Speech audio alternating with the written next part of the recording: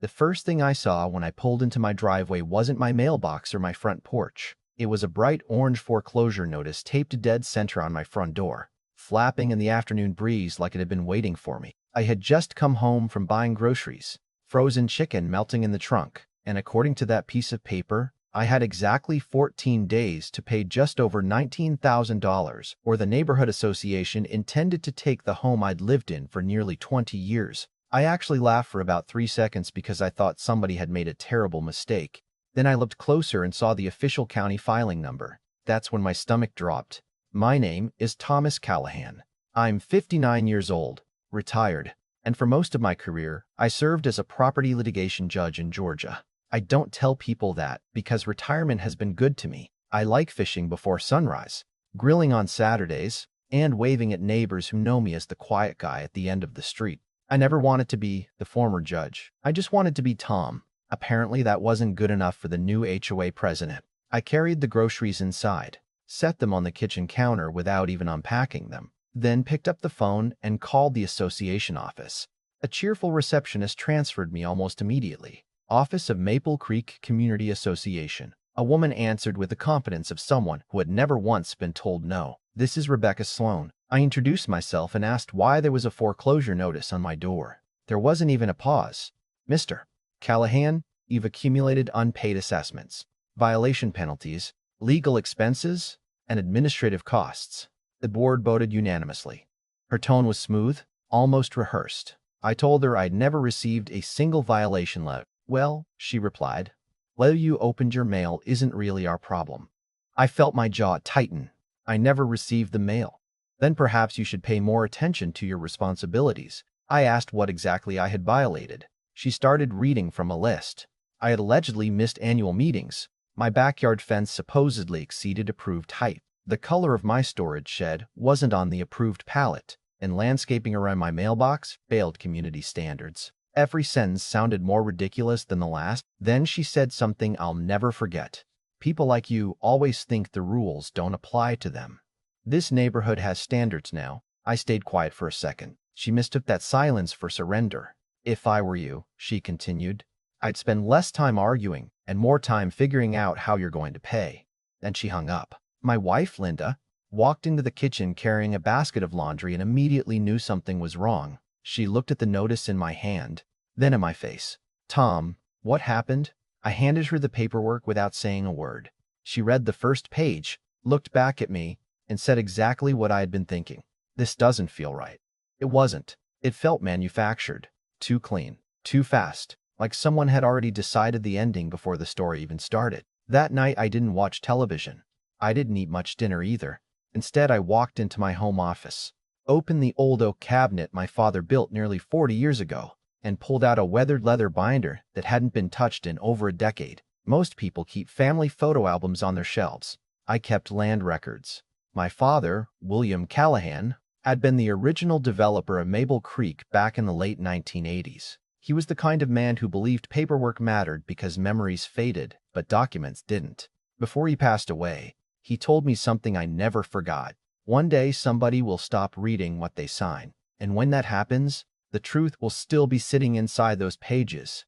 At the time, I thought he was just being sentimental. That night, his words echoed in my head. I spread dozens of documents across my desk. Original plats, development agreements, easement maps, recorded deeds, amendments, old correspondence with county planning officials. Around midnight, I found the document I'd been searching for. Buried inside the original development agreement was a provision almost nobody would ever think to read because it wasn't part of the HOA bylaws. It was part of the land transfer itself. My father had donated parks, roads, and common recreational areas to establish the neighborhood, but he had intentionally retained ownership of the underlying estate beneath several original parcels until certain legal conditions were permanently satisfied. When he died, those rights transferred directly to me. I leaned back in my chair and stared at the ceiling for a long time. Rebecca Sloan hadn't just threatened to foreclose on my home. She had initiated legal action involving land she apparently never realized my family still partially controlled. That alone didn't mean I'd automatically win. It did mean she had skipped the single most important step any competent property professional should perform before attempting foreclosure: verify the chain of title. And something told me if she had overlooked something that basic, she probably hadn't made only one mistake. By 2 o'clock in the morning, the foreclosure notice was no longer the thing keeping me awake. Rebecca Sloan was, because I had the strange feeling she had just walked into a courtroom without realizing the trial had already begun. I made a fresh pot of coffee before the sun came up, not because I needed the caffeine, but because I already knew I wasn't going back to sleep. Years on the bench had taught me something most people never realize. The loudest person in a dispute usually has the weakest case, and Rebecca Sloan had been far too confident on that phone call. Confidence without preparation has a way of collapsing all at once. By 6 that morning, every document on my desk had been organized into neat stacks. One pile contained the original development records. Another held county property maps dating back nearly 35 years. A third was reserved for every HOA filing I could legally obtain. Linda walked in wearing her old college sweatshirt, looked at the mountain of paperwork, smiled, and slid a fresh mug beside me. "You have that look again." I laughed. "What look?" "The one you used to have before every major trial." She wasn't wrong. Retirement hadn't erased 28 years of instinct. It had only quieted it until somebody decided to wake it up. The first thing I requested was every board meeting minute from the previous 4 years. Georgia's statutes gave homeowners more access than most board members realized, and by lunch I already had digital copies sitting in my inbox. Rebecca probably imagined nobody would actually read hundreds of pages of meeting minutes. She underestimated 2 things. First, I had plenty of time. Second, reading boring legal documents had basically been my career. Patterns started appearing almost immediately. Assessments increased twice without the required homeowner approval. Emergency maintenance funds had been approved for projects that somehow never happened. Landscaping invoices looked suspiciously repetitive. The same contractor appeared over and over again, charging thousands of dollars for replacing shrubs, repairing irrigation systems, repainting signs, and cleaning drainage ditches that, according to county inspection photos, hadn't been touched in years. Then another name kept appearing beside those invoices: Sloan Property Solutions. I leaned closer to the screen. Rebecca Sloan's husband owned the company. I smiled for the first time since finding that notice on my door. Well, now we're getting somewhere. Over the next several days, I never contacted Rebecca. I wanted her comfortable. Comfortable people make careless decisions. Instead, I visited neighbors one by one, not asking them to take sides but simply asking questions. Mrs. Alvarez across the street mentioned receiving violation letters because her American flag was supposedly hanging an inch too low. The Harris family had paid almost $3,000 over a mailbox color dispute they never understood. An elderly widower named Frank admitted he had refinanced his home after Rebecca convinced him unpaid fines could eventually cost him his property. Frank looked embarrassed telling me the story. "Maybe I should have fought it." I shook my head. "No, Frank. Maybe they should have followed the law."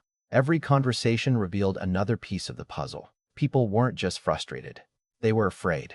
Rebecca had built an atmosphere where questioning the board meant becoming the next target. Fear can control a neighborhood for a while, but eventually somebody stops being afraid. By the end of that week, I had become that somebody. I drove to the county clerk's office myself because there are still certain records you simply can't appreciate through a computer screen. An old employee named Margaret recognized me almost immediately. "Judge Callahan?" I laughed. "Tom now." She smiled. "Old habits." We spent nearly 2 hours pulling archive filings from climate-controlled storage. That's where I found something that made me stop flipping pages altogether. Rebecca's foreclosure package included a notarized certification that appeared perfectly ordinary until Margaret casually said, "Funny, Diane retired before this was supposedly signed." My eyes lifted slowly. "Excuse me." Margaret checked another database. The notary commission expired months before this filing date. Suddenly the room felt much quieter. A fake notary doesn't automatically prove fraud, but it raises questions nobody wants to answer under oath. I copied every relevant page and thanked Margaret before driving home. Linda met me in the driveway. "Good news?" she asked. I held up the folder. "Better than good." That evening, I drafted what eventually became the longest legal motion I'd written since retiring. 59 pages. Every statement supported by statutes, county records, certified filings, and documented evidence. I wasn't writing for Rebecca. I was writing for the judge who would eventually read every word. Emotion never wins cases. Facts do. Before filing, however, I made one more decision. I mailed identical evidence packages to the district attorney's public integrity division and to the state licensing board responsible for notary misconduct. If Rebecca had simply made mistakes, the agencies would determine that. If she had knowingly submitted false documents, they would determine that too. Either way, it would no longer be my opinion. It would become an official investigation. 4 days before the hearing, Rebecca finally called me. I almost didn't answer. "Mr.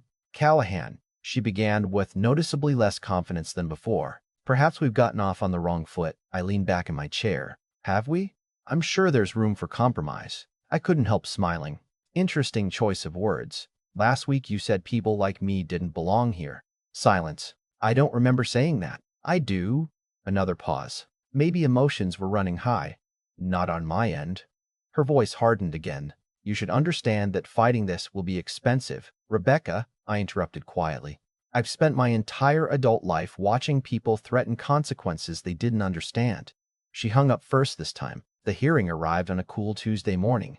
Courthouses always smell the same to me. Polished floors, old paper, stale coffee, and nervous people pretending they aren't nervous. Linda squeezed my hand before we walked inside. "No matter what happens," she whispered, "I'm proud of you." I kissed her forehead.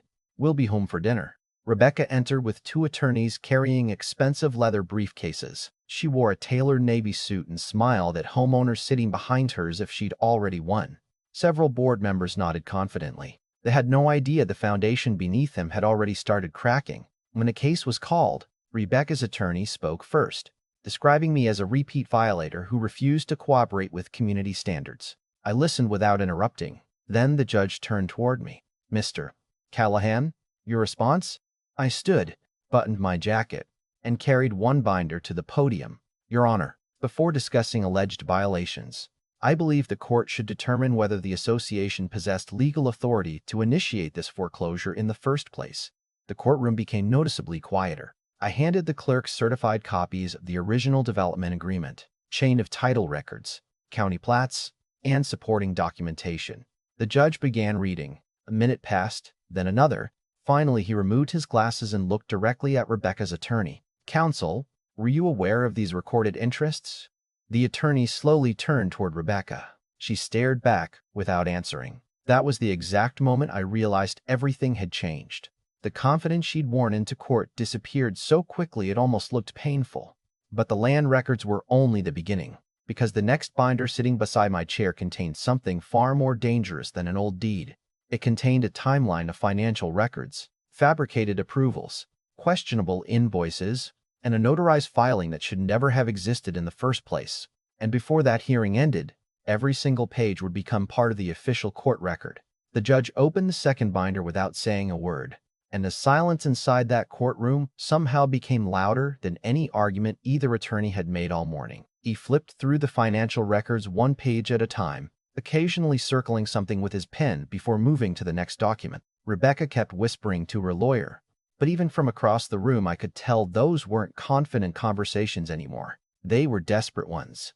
After nearly 5 minutes, the judge looked up. "Counsel," he said calmly, "would you explain why the association approved 2 separate assessment increases without the homeowner vote required under its own governing documents?"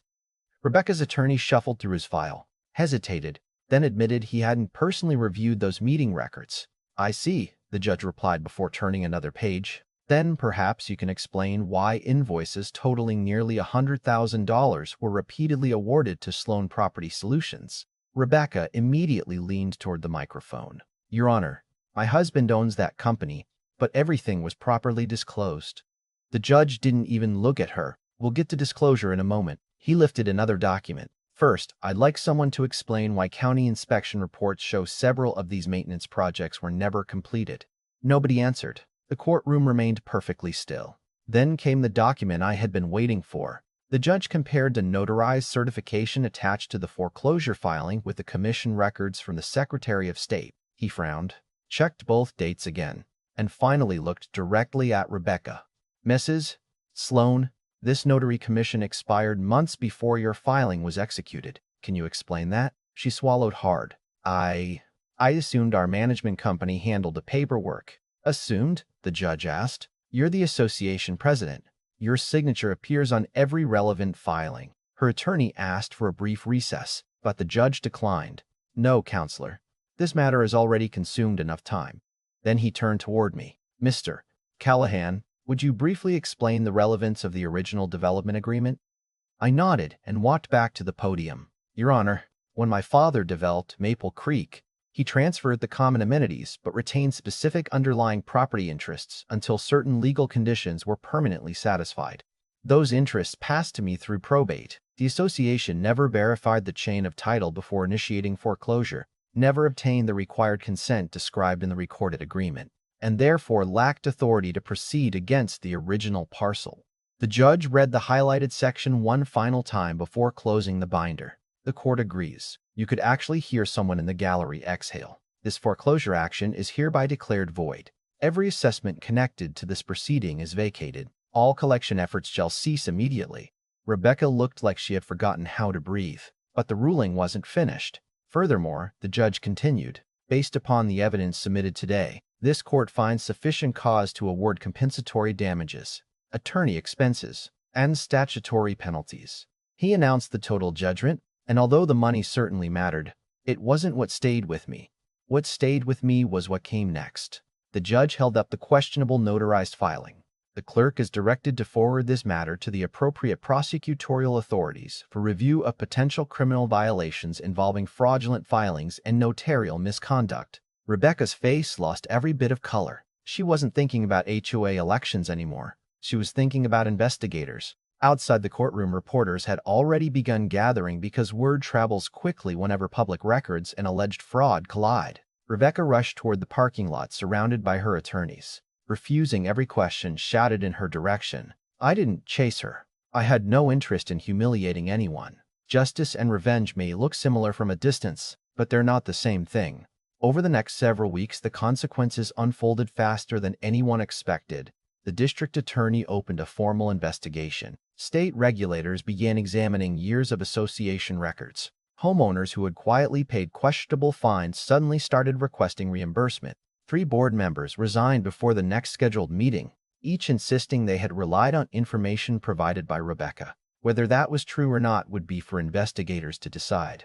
The emergency meeting required under the governing documents was unlike anything Maple Creek had ever seen. The clubhouse was packed well before the scheduled start time. Some neighbors apologized for assuming I had been exaggerating. Others admitted they had been too intimidated to question the board. Frank, the widower I'd visited earlier, walked over before the meeting began and shook my hand with tears in his eyes. "I thought I was the only one," he said quietly. "You never were," I answered. "You were just the first one they convinced to stay silent." By the end of the evening, Rebecca had been formally removed from office. Interim leadership was appointed, and independent auditors were hired to examine several years of financial records. The atmosphere inside the neighborhood changed almost overnight. People who had barely spoken to one another for years suddenly stood outside comparing old violation notices and sharing stories they had been embarrassed to tell.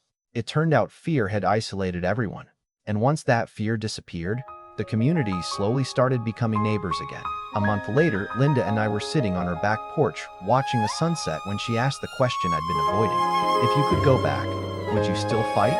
I looked across the yard where the evening light reflected off the old maple trees my father planted decades ago. "Honestly," I said, "I wish I'd spoken up sooner. Not because of the money, not because of winning, because every day I stayed quiet, someone else believed they had to stay quiet too." She smiled, reached for my hand, and neither of us said anything for a while. Sometimes silence feels peaceful instead of heavy. That's how it felt that evening. Looking back now, people often ask whether Rebecca deserved everything that happened afterward. I usually tell them that's the wrong question. The better question is whether anyone trusted with power should ever believe they're above the very rules they're enforcing. That's a question every neighborhood, every board, every community eventually has to answer for itself. So now, I'd like to hear from you. If you found that foreclosure notice on your own front door, would you have paid the money just to make the problem disappear? Or would you have fought back even if everyone around you thought you were going to lose? Let me know in the comments. Because stories like this aren't really about property or paperwork. They're about where each of us draws the line between keeping the peace and standing up for what's right. And if you enjoyed this story, don't forget to like, subscribe, and share it with someone who believes the truth always has a way of finding daylight.